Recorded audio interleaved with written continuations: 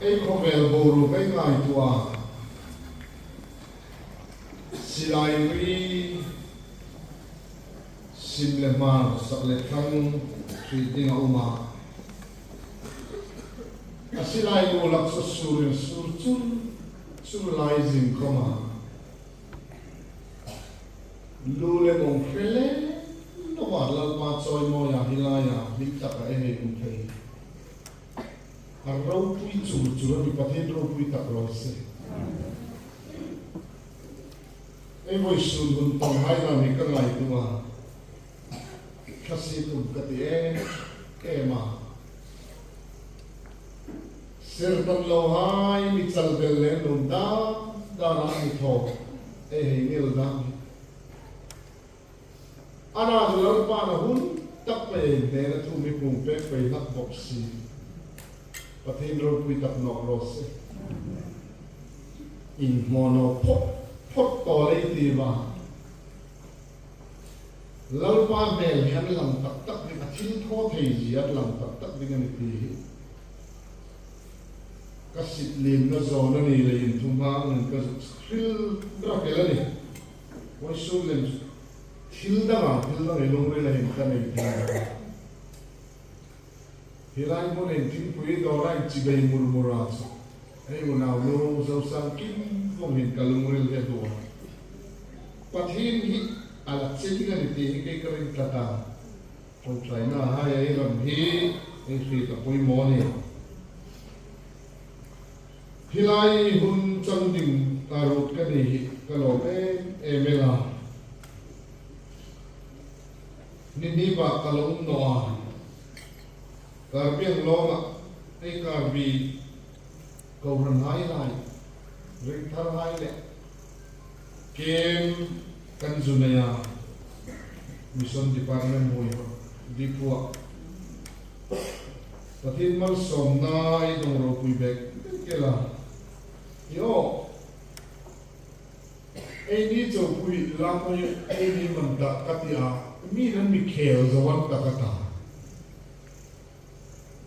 dipua karbi ei rol hai pathin choi mo en hang lam chu an la chu ka moment ta sermon hun lai khala si ka ti ko pe lai music ei mission promoter pa tha pathin ma ngai na hang ngai chu anu mai ka sare an mi clean fu mi clear su ni ti ka ngai tua kan phalam tare o missionary hai ka bi ka chong trai tam no clip hing lo min karao min sinan to rombolin kalawin ko son ve ka tinung deu tim ta kham tu khan kalahim na lal pasin mission fi la no changla na sai te bu na kan na upang lai kan klero so bin lai kan fishery department hi ka pa chang na ni vai mo ni la dum ki kan hal me ya kul kha tu tin fa vai ka cho ya samang vai de chi apa nang fe la ngai buang pe ho tu ya ei li an muri no komin ba wi in ko furi nan no ka so va ei he a fa hoi lo man ni la ya zo tu vai tiu te o fa zo chu pu ya ta ko bai mo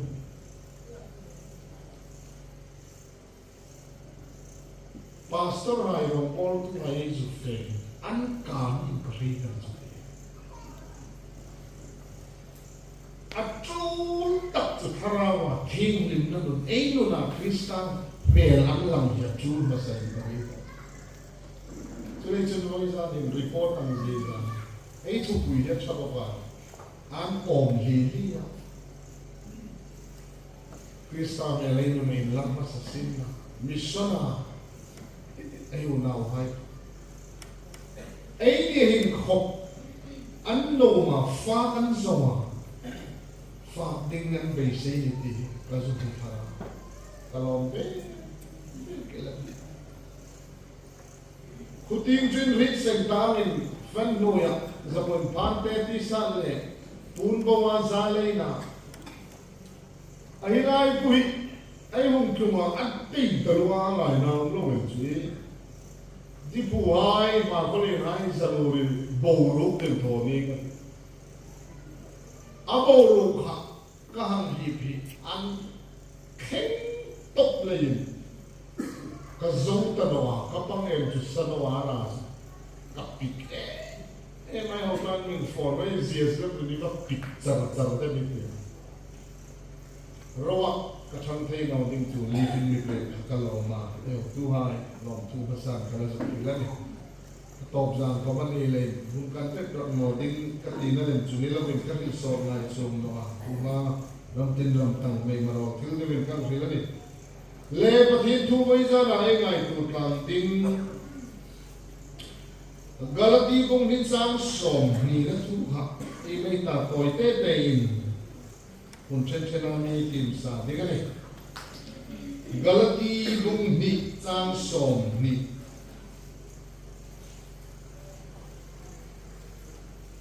Krista ko ma hem de in kaum ta nisin la hom ka hi ga ni kei rok chu ka ni ta no Krista chu kei ma hình le mani chun tu ta taksa ka hình he ring na hin kani pathin nau pa bilungin situ ka aya in petu ring na chun Krista chu kei ma hin a hình le mani din na sam takani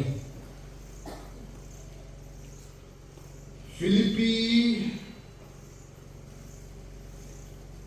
bung ni chang le o chang ngai to khani mani chen chang sami chen thang hi mi Philippi bung ni chang chang sami hi lung ril Krista Isu khoma kha nang niam ro se ama chu pathin ni na neyam jing ni sin khom pathin tu ka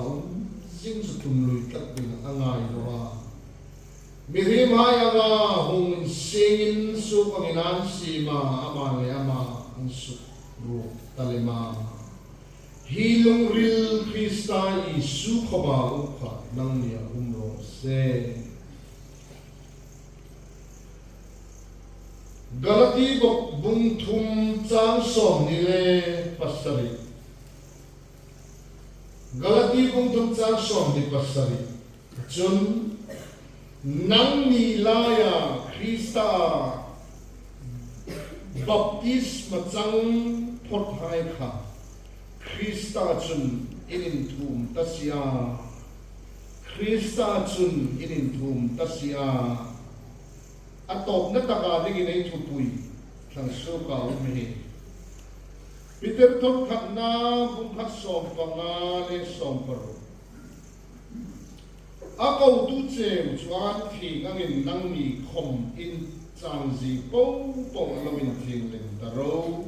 nang ni in thing digani ke kan thing sia ya ti ji kan khan lalpa na thu tak ayang tim lang hai chan seng karin mal mi som pe ro se don't try kati hallelujah lalpa kanin pak che Emmanuel Kani big painting in the middle of night peka kan faham the opa long tu kan ril cheni keni hi kanin ena king na reng kan nei no kanin shape ana chu kan king na ini kan moi na le kan thing rin na ini voiza ni lalpa kan long tu kan ril no che lalpa ithara wi ni por ta sa mi na sun zom pe no ipa Atharin mal mila som thar no bin che kagen che ni e ko misu ki kapling no si kanti ma kanti ting ai kha ana chi nau pa Krista ki ngai mi po le lom thu karil che ni chu zara chu ni mai cham lu ke ya ka ni chok so lalpa nangin hil pui la mi khe pui dingin kagen che lali su mi kagen che ni Amen. Krista ku mahendein kaunta nisin la hom ka hingani cross thì na ni bok sia rong ruk chang som le pani chon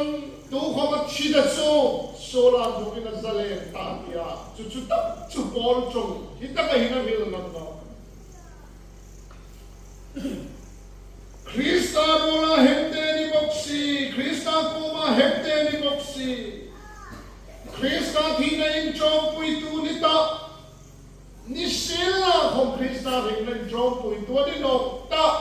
chu rol chun Krista ring len chong pui ni Nazareth a ring na thua pong ve no kan hi abal atir da pom po chi chill na le de hon na pai hon na nun ani ta ta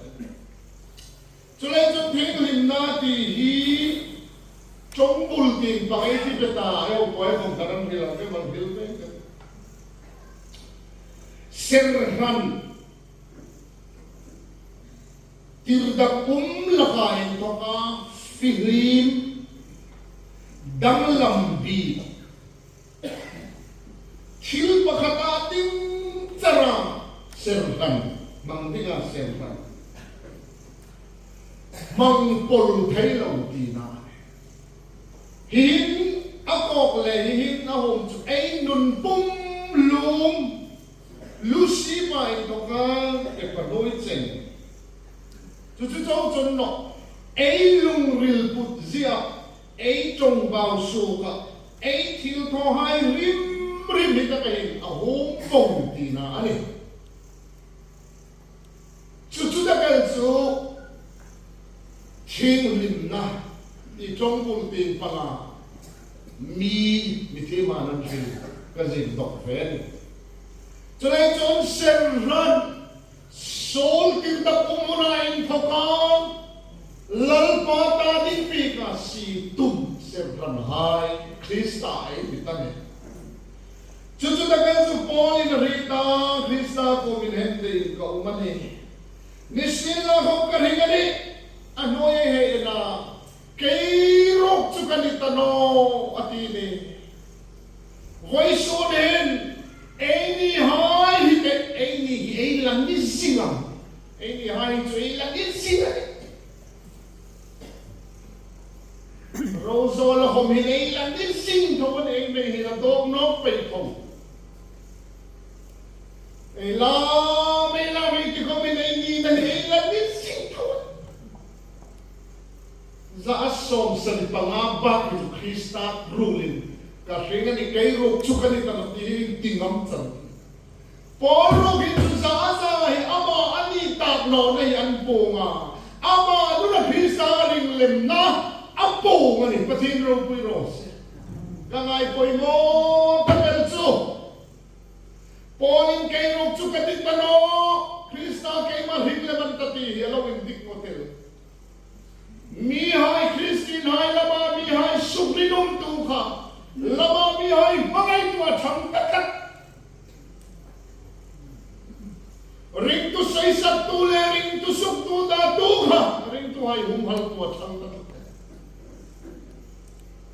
zuda sabun gamaliel ke mula in chu ka bi thi mai lem chung gamaliel ai o tu dinga ani na hat sen homel ni thai dinga Adi serral le ni si tum vede atim dami mai me ro iti mai lem chun doctorate degree ko mi chi thum chi li lai la karin chungam ko ma zuda thui tu dinga si tum si ran special training pe khangai po wel kha damaska daya Krista mai tu in Sola ini ngai misuk tu da mana dia enga sukhu kan tokan an let tak kan an thal no ta no re su ni bolin kai rok chukan ta no Krista kai ma hingle ban Krista man na hingle te hi za som sari pangan no som ku khaman no za an ni to ana su pola so la ni singan pathin rok pui ros Isu chon no ana zo isu ni na pom lomel zo Paul nu na hin unaw ha lang thil tho thain ro pui takel pe in kham dang la min chu chu takal chu transformation suk dang lam ani na takal nu hin la voi da rin ko ran ha hin no le cross thil tho thain na suk dang la min ti bok si ha ya awul le muni sir pa ya Paul in kay rok chu kanita no ani ati na hin ni chu ai ni pang na ye la ni suk suk na he ala tap ta le revival e dong thai no ni te ai thai hin tak tak thai no ni te ka ai tu la ka le chu te thi bin lo nu sura thi bin non ti na anak ti la to ka heng bun an te yaก็ไปกูกับทีที่ข้านะว่าชุ่มกูกับพอสดมังอังเบตงเบทายหัวที่หายซาลามินนุมาชุ่มมินนี่เลยสุราตาดิ้งจนปอยนัดชัดตัวอัดชุ่มคมกันนุมาซาลคมกันนุมาตาบักเล่ยินข้อสดนูกูกับเขาอาคูหอมสดตุกตักมันลงอินดีกับการกินแล้วดีสุราที่อาที่ต่ำตลอดในร้อนจูที่บินลงผมก็ไล่กันเร่งกายไว้ทุ่มดาร์กันหุบเสร็จแล้วต่อปัจจุบันประเทศเราเร่งหลังน้อยนั่นโดนอะไรเร่งทุ่มมันละทีประเทศเราเร่งเป็นมิตรสิกินบักกันแล้วนะทุ่มละวันอาทิตย์ไปบ้าปฏิบัติที่ไปบ้าปฏิบัติJari vuka marang humpuno, lakat kami velo darang ang vuka na tibin. Akot lang ko manin mo talong ni kasi. Cross tina hin tak no na ay tibin no dun. Krista tingin dan jong puida no mo rin acting me.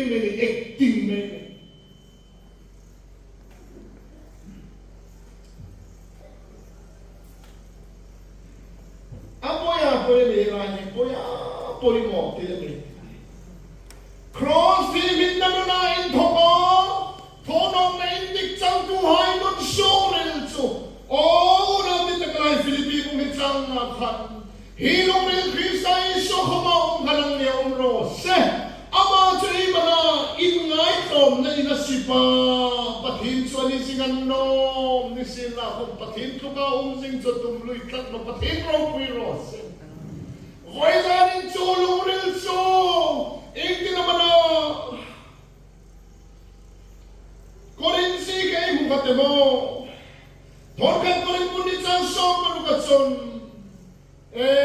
kay inirokson kristalong laykot siya atiri. Paulinin sin, loka, ni Poy Chaklova, tunig saan sa hinahang hilit, karaw sabjek ka paningay, inirokson kristalong laykot siati hilay mo na RPC kauran mo na pahayin Kristalo rilay po siati ni Poy Chaklamin tudik hilay hilang chiding ang manita sinagari nga jonghi ay baway kang chiding ang bola sunang naman tarek hiti hilay ko ni ngay Poy maong katisunaw ay Poy sanhin sunilay sunang paghanda nakita ay rin ka Kristo kay mahinahin lamanta Sulay sun Paul hinahin sure hinanita rin iso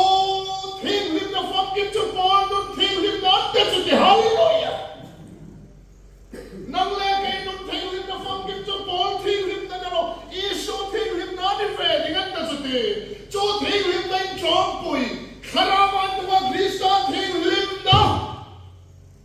ngay tumin anhit ching chun automatikin aluril hom sugdang lamin ang umtingan patin raw puiros puting pang keluk soril nun doha til kalawan ni chun isonin kinaman natin Farisay sa dukay hay Judas Sanhedrin mi hay no ang tinasat nang ni chu aputingin lang dan khangon na asumi thirung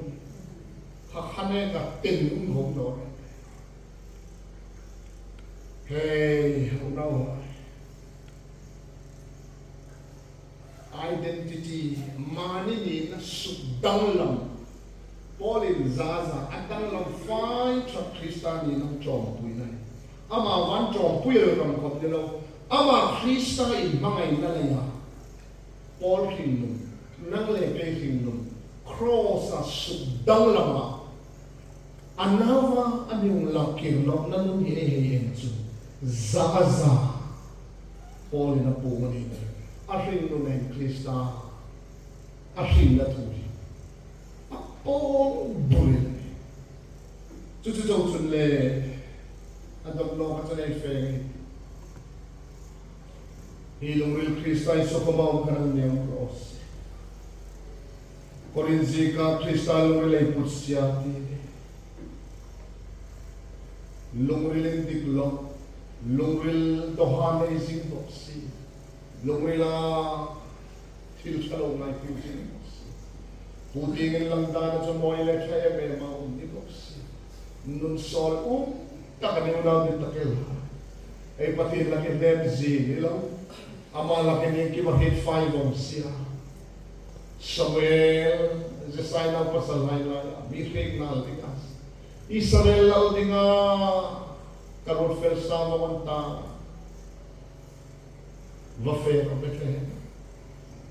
Samuel 전 덕파야 필부러 써야 거기서 그냥 필 제사이 안 되고요 제사이 저 나온 탕치우 거만 아우빠다가 독하는 나와야 소미 이스라엘 소라 안 겹고이네 랄소라 주이도 하는 이 바이블 거기는 시간 Samuel pahatna hum somle por jasa salve supay au pataka Elia pongsuka at sangang tuni nga tienta natin zole soya Samuel chun nakita sa purdoka sa nalbol molen sa tumdik nirene kina nga din kamating chance Elia pongsa fidan no lal horbor lal champuy tule Indaw na muna lasola shop to turupong po ng sipono niya. Homelenda natin sa MLS ring or ko aning kultum pagan ti or kor pakti so. Hihay le minto din kultum ching talun. MLS kinglo candidate ay ring or komchol kan khat ven so kiu koran na may tina kana Elia baba fea zolen zu tomol molele tuma vana jom patopen Samuel thonoro hi chukapia ni noni unaw de takelai voizani kang helon takel Koran komin pathin atilo rorena komin lalpatilo lo khangle lo tho lo rot ei tum taluhin lal ei jong tirdam ei jong tirda cho ei ni ki sai na min del de taluhin ni na ko hi aping le man no bani o tirda puni su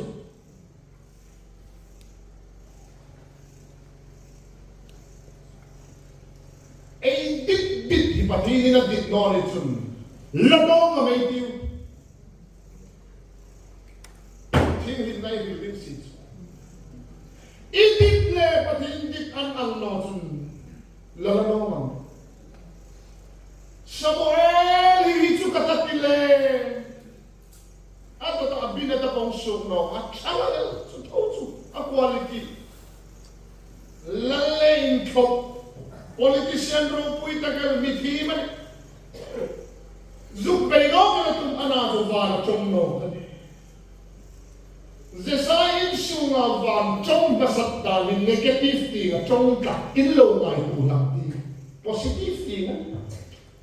no thing pangatan inglayam a blind hito hoyan no ara sentro una di takala parit anaya a parit na hai ko jun suk ni nga ti na pasal aril na sentro van hong chong suka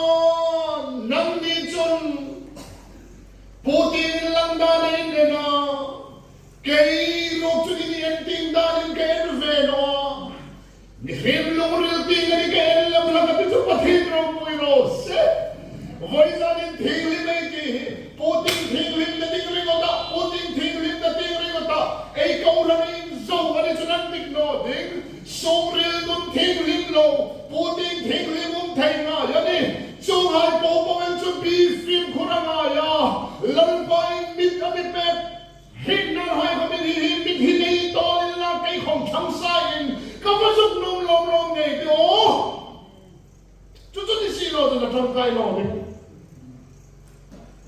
ít tí rầm lệ lal tí rầm ăn nó chun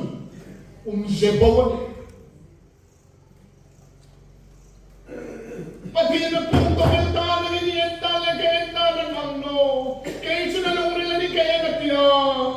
so nila ito po isa ni lunaw hay hilong rin Krista iso humawang kanang niyong ro seti ito himlim na nung rin Krista nung rin lindig na kalso ni zesay ko matyanan doon ay hihinilaw na masalatan nila na yan lawasang doon suntang mo kala na yan ama sa pera very na umani van ko tirere avan ko tirahong tungsun til patum til rangai lawin counseling ko bangay mo ang identity karawzara kanina patum zole na putsak serving vong hallelujah mit men mo itakel endol takani rombol tuhay kanawa sar bek loy tam talwa changkai na norte vunle pumle fangle rong sar yan sorel do na dam chung kem ka phi dam pha pha tal le ka sar phi pui dam pha pha tal le chum ke sorel do na dam pha pha tal le sar le hallelujah kharaw mian dam pha pha tal le bel moi ne Krista bel ka ye le pathin ro pui ro se ko chu ni chu ti sar reng mo at David no ne hinami na alam no kendro mit men mo sing mi dhum semdarro zolai di mit men sing mit semdar zolai di mit men ahang in khap khum chu Samuel ta de kin chang da no tan khalami sumila dam na chang le sumila king le indik tất tăng tu hai reng reng puting pangailan na hin lim siu na miti ang lang na kani pathendro puiros chuchu rasi to na kani tute si bel bulin la ko mi ang mitay lim na siu te yan lang na kani apathum no ka na ami ding endol ti samiyay ko empeyanum le kharawa nun soril thing le faile indignane hay nun re so en ngok kuman ngai no re pathin ro pui ros limpui khop ania auma lom na ni auma lusun turtuan ni khomin lusun turtuta dinga hadam pui khop anni no naong kata no pakati na minjana korang dagat ni anaw pa edik ni oma ni azan kan no na misina ka khul sin su alo in don vet ni edik ru lagi nan pinai kata karang pa harman wan pilaka in Paul puisi kalau in Rui Paul hai anmi en jimnoi kalau en tol mu payum lo pastor ni thei ngai mu payum lo rong bon tu lo thei ngai David Rox zol nei mithia hadam li Ingay nam, soril at dama, soril at Krista, lumril, kami tinapod lain, putingin lang dana, loko makaya hanam kinan. Voy dali na ikaw ng tempo yali, puting, tinglim na rin madali, boy, no may diw. Puting, tinglim na rin, intik na kalimtsan na to, soril nun, tinglim na hini, upside down,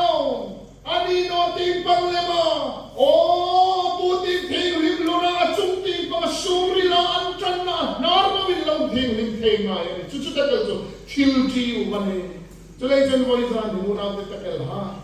cho tin bang cho pui lem lovin Krista kay mahina ring lemani tindik taka Paul na Krista ring na nay tu sa asay ni Vejon soril nun hi unaw di takel ha indi kata ating fay chak dingani chuchunin jon boy jan hin koran hai angel free tani apadong na letom na adingin nang nilaya Krista baptisma sangpot hai ka Krista jinin thom tasya inin thom tasya hi chu thom dole pilkini zole sai buk som rugle bat chang som chun amazon sandam na silfen haram lamituma vela za ku foli lamitum tasya chu zo poti ngai lang ta Krista in thom vela za ku fola in thom sandam na silfena in thom kor zaku ke kor tina ako tinla andit kayo me mu thei bu ti ngami nanal de ulik heng thum chu an mi en nobel meza ko min nal meti achen ve bok hin ni me ti kare eu tu re rossi nal kapun ko ang pala nal katila evergreen katino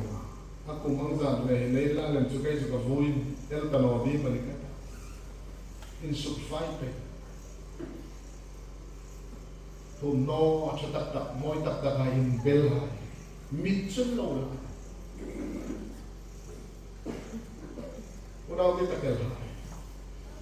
Baptisma Krista Iswa Changhai Boju Krista Iswa in Tonkasia Voisan ne silfel letekia Chuang Chum Krista Mele Inu Neinan Langamo Isu Krista Me Chatale Moina Tinglim na Puting Paral Langamo Chuchuning Chon Krista Kaiman Hinglemanta Abdullah Foundation Krista Hinglen Chon Pui Pule Eni Nuna Krista Hingtap Tapapadalle, Somril Nundamata, Somril Nun Krista, Loril Putuhai, so Krista ein Ton the Putin, Papa, Mihai Zale, Mihai Moitile, Mihai Lumbuzole, Mihai Lumnizo, Mihai Loril Fugna, Himmen anything and hallelujah, Juju the Belcho, 8 who will hitting Layem. Ako tu sewan tingalin ng nikom in chang si po alawin tinglem the row nang ni ting tingani kay kanting siya atina sana ay ting kay nating umsun so Krista ay hingnani potangaya so Krista rin na ito ay luril so Krista luril tinglem from kim luril ni nata Chuchun dap takahusok kay na ding chun Krista in thom nun chan chin cha silfen hawe fel na sa pula in thom nun anhum ni tatingani chuchu eting lit kay na ding le kau tu na mi kau na tak taka ay subik kay na ding umsun so ani chuchu ding chun kau ran hayin luril taka praktikala ay zom ding chun ay ni nunahin lalpa van patin alo king tinganiti ringaw mani atutak lalpan mang isol pegro se amen.